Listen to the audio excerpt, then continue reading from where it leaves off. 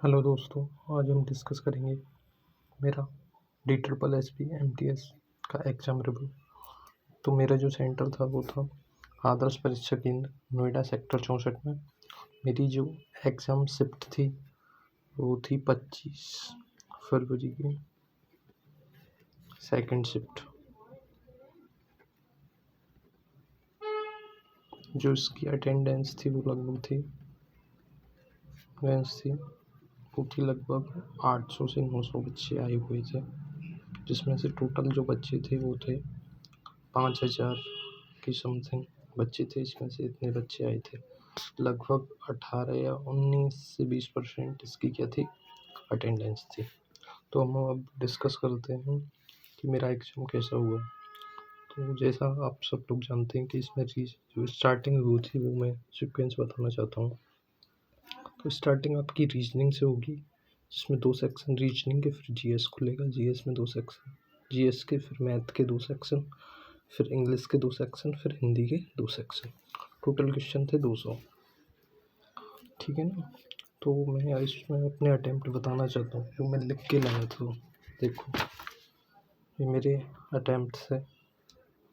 इसमें मैंने पहले सेक्शन में अटैम्प्ट किया था 20 में से 20, रीजनिंग में 20 में से 20 कर दिए थे। दूसरे भी सेक्शन में रीजनिंग में मैंने 20 में से 20 किए थे। जीएस में मैंने 16 से 17 क्वेश्चन अटैम्प्ट किए थे। मैं बाद में इसके क्वेश्चन भी डिस्कस करूँगा कि कैसे क्वेश्चन आ रहे थे। जीएस का जो सेक्शन दूसरा था उसमें भी मैंने 16 से 17 क्वेश्चन डिस्कस किए। मेरी जीएस बहुत ज़्यादा ही ख़राब है, बट तो जो जीएस आई थी वो मुझे तो इजी ही लगी थी। मैथ के फर्स्ट सेक्शन में मैंने 20 क्वेश्चन अटैम्प्ट किए। सेक्शन सेकंड में मैथ में मैंने 19 क्वेश्चन अटैम्प्ट किए। एक क्वेश्चन छोड़ दिया, वो मैं डिस्कस भी करूँगा अभी। इसके बाद हम इंग्लिश पे आते हैं। इंग्लिश में मैंने 20 में से इंग्लिश में मैंने 20 में से 20 क्वेश्चन अटैम्प्ट किए थे। और सेक्शन सेकंड जो इंग्लिश का था, इसमें भी मैंने 20 में से 20 क्वेश्चन अटैम्प्ट किए थे। इसके बाद हिंदी आती है। हिंदी में मैंने फर्स्ट सेक्शन में 20 क्वेश्चन अटैम्प्ट किए थे। इसके बाद मैंने हिंदी का जो सेक्शन सेकंड था उसमें 19 अटैम्प्ट किए थे। मीन्स अब मैं इसका लेवल बताना चाहता हूँ। रीजनिंग जो आ रही है वो बिल्कुल वेरी इजी बोलेंगे इसे। मैथ जीएस थी ये थोड़ी मॉडरेट भी है, और मैथ थी थोड़ी कैलकुलेटिव है, but easy, calculative but easy, but doable बोल सकते हैं। आपको टाइम मैनेज करना पड़ेगा, क्योंकि मैंने देखा था बहुत से स्टूडेंट ऐसे थे जिनका हिंदी और इंग्लिश ही छूट गया, मतलब वो अटैम्प्ट ही नहीं कर पाए। और जो इंग्लिश की बोलेंगे वो भी इतना नहीं, मॉडरेट बोल सकते हैं। इसके बाद हिंदी आती है। हिंदी भी इसकी इजी ही थी, मैं बोलूँगा। हिंदी के 2 क्वेश्चन भी डिस्कस करता हूँ मैं। हिंदी में एक क्वेश्चन छोड़ा था, वो याद रहता है मुझे। एक था नाग का अनिकार्थक शब्द पूछा था, जो उसमें कुछ था बादल, चोर, ऐसे कुछ ऑप्शन थे जो मेरा गलत हो गया था शायद। इसके बाद एक और था, उसका नाम था कोट। इसका पूछा था अनिकार्थक शब्द, तो ये भी मैंने छोड़ दिया। इस वजह से मेरा 19 ही अटैम्प्ट हुए, और ये मेरा शायद गलत हो गया है नाक वाला ना।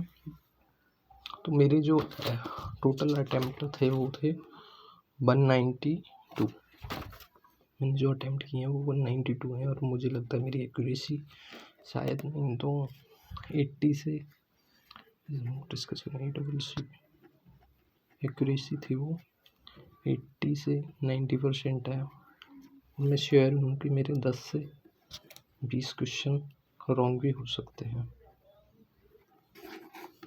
तो हम एवरेज अटैम्प्ट पे आते हैं। तो मैथ में रीजनिंग में जो एवरेज अटैम्प्ट है वो है 19 से 20। करने ही पड़ेंगे आपको इतने। तो सेक्शन सेकंड में भी 19 से 20 ही अटैम्प्ट करने पड़ेंगे। जीएस में आप 12 से 15 अटैम्प्ट कर सकते हैं, सेकंड में भी 12 से 15। मैथ में आप 15 से 18 अटैम्प्ट कर सकते हैं। सेकंड सेक्शन में भी 15 से 18 अटैम्प्ट कर सकते हैं। इंग्लिश में आपका 15 से 18 कर सकते हैं। इंग्लिश सेकंड में भी 15 से 18, और हिंदी में बोलूँगा 18+ तो आपको करने ही पड़ेंगे। हिंदी सेकंड में भी 18+ करने ही पड़ेंगे। तो आपका जो एक एवरेज अटैम्प्ट है वो सेफ रहेगा मेरे अकॉर्डिंग 170। ऐसा नहीं है कि 170 ही सेफ है। अगर आप 160 भी करते हो उसे, अगर आप 160 भी करते हो बट विद 90+ एक्यूरेसी, तो आप सेफ हो बिल्कुल। तो सेफ स्कोर मैं बोलना चाहूँगा इसका, अगर आप टोटल काट पीट कर अगर 145+ भी आपका एनी कैटेगरी से अटैम्प्ट स्कोर बन जाता है तो आप बिल्कुल सेफ हो। अटेंडेंस हमने डिस्कस ही कर दिया था, 19% से 20% अटेंडेंस रह रही है। माई एग्ज़ाम रिव्यू वाज मतलब ठीक हो गया। अब बाकी देखते हैं एग्ज़ाम में क्या होगा। एवरेज अटैम्प्ट हमने डिस्कस ही कर दिया 170 से 160, ये आपका एवरेज अटैम्प्ट है। अब मैं इसके बाद कुछ क्वेश्चन डिस्कस करना चाहता हूँ, अगर आप आगे भी देखना चाहते हैं तो क्वेश्चन मुझे जैसे जैसे याद आते रहेंगे मैं डिस्कस करता रहूँ। तो जीएस में एक क्वेश्चन आया था, मतलब स्वराज मेरा जन्म सिद्ध अधिकार है, ये किसने कहा था? एक था इसमें मतलब नॉर्थ ईस्ट का जो टेम्पल स्टाइल है, वो कैसा है, इसका मैं नागर शैली करके आया था शायद, पता नहीं है सही है कि सही है, वैसे तो मुझे पक्का पता है। एक ऐसा ही था, आया था मतलब वेदों की तरफ लौटो। ये किसने दिया था? आई थिंक स्वामी दयानंद सरस्वती था इसका आंसर। एक था आया था 1955 में, जो हुआ था ना, मतलब वो हुआ था ना कि एक देश से दूसरे देश में जा रहे थे लोग, ऐसा ही था कुछ, मतलब दूसरे देश नागरिकता संबंधित था, इससे संबंधित एक वो आया था। 5वां था, अब एग्जाम में मेरे को क्वेश्चन याद ही नहीं आ रहे।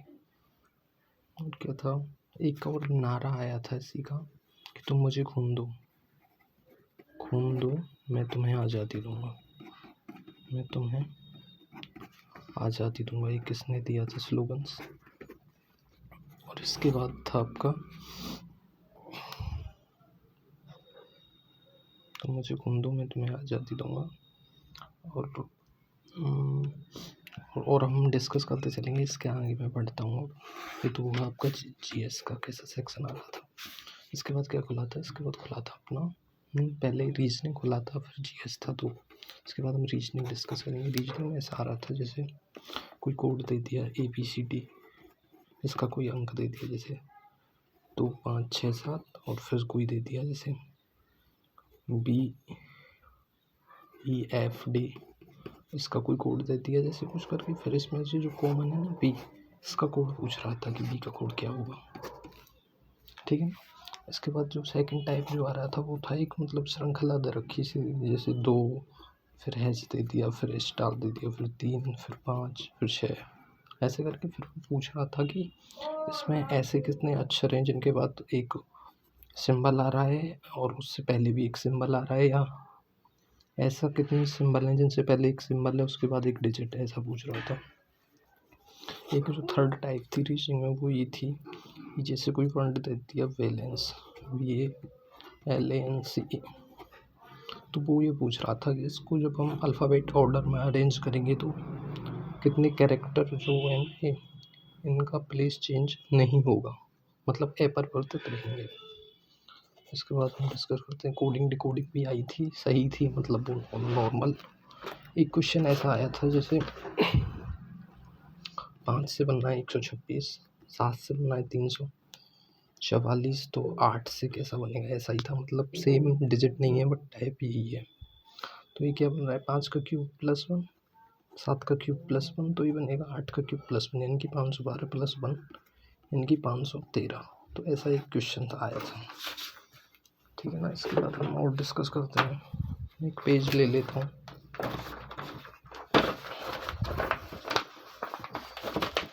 जब जो भी क्वेश्चन आए मैं आपको बता देता हूँ कि कैसे कैसे क्वेश्चन आए, जिससे आपको हेल्प हो जाएगी। और रीजनिंग में एक वो आई थी, श्रेणी बोलते हैं ना जिसको, श्रृंखला, वो ऐसा था, मतलब जैसे मतलब पहली श्रेणी जैसे 2 3 5 8 ऐसे दे दी, फिर इसमें डिफरेंस निकालना था, फिर इसके बाद एक डिफरेंस, फिर एक और डिफरेंस, मतलब 3 डिफरेंस में वो निकल रही थी। मतलब ईजी ही थी, बट कोई इतना पेशेंस नहीं रखता कि वो 3 डिफरेंस निकाल पाए। तो आपको क्वेश्चन मतलब करते ही रहना है, मतलब जब तक वो सॉल्व ना हो जाए।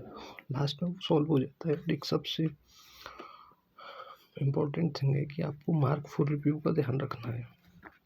मतलब आपको क्वेश्चन नहीं आ रहा है तो आपको वो ये नहीं कि उस पर स्टक हो जाना है, उसको मार्क फॉर रिव्यू करो और छोड़ दो।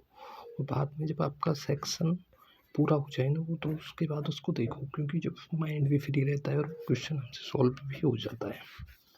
ठीक है ना। तो रीजनिंग का ही रहा, और मेरे को क्वेश्चन याद आएंगे तो मैं डिस्कस करूँगा। ठीक है। एक और चीज़ बोलना चाहूँगा, रीजनिंग में सबसे बड़ी वो थी कि मतलब लोग ये पूछते हैं कि कैलेंडर और क्लॉक करके जाएं कि नहीं। तो इसमें से ना तो कैलेंडर से कोई था, ना क्लॉक से कोई भी क्वेश्चन था। और आपकी जो भी डाउट है वो आप इस कमेंट बॉक्स में डाल सकते हैं, मैं उसका रिप्लाई कर दूंगा या उसके बारे में बता दूंगा कि किस किस टॉपिक से क्वेश्चन आ रहे हैं या नहीं आ रहे। इसके बाद हम डिस्कस करते हैं मैथ। तो मैथ वो थी, मेरे को तो ईजी लगी थी क्योंकि मैंने मैथ सही कर रखी है अपनी, बट थोड़ी कैलकुलेटिव थी। उसमें मेरा एक क्वेश्चन छोड़ दिया था, मुझे ऐसा लगा था वो गलत था, बट वो सही था लास्ट में। उसमें था एक क्यूब दे रखा था, उसकी मतलब लेंथ, ब्रेथ और हाइट दे रखी थी। ऐसा था 11 13 और एक ही था √31 करके। तो इसमें हाईएस्ट सॉरी एक मिनट, तो उसमें उसका पूछा था कि हाईएस्ट लेंथ का इसमें कितना बड़ा वो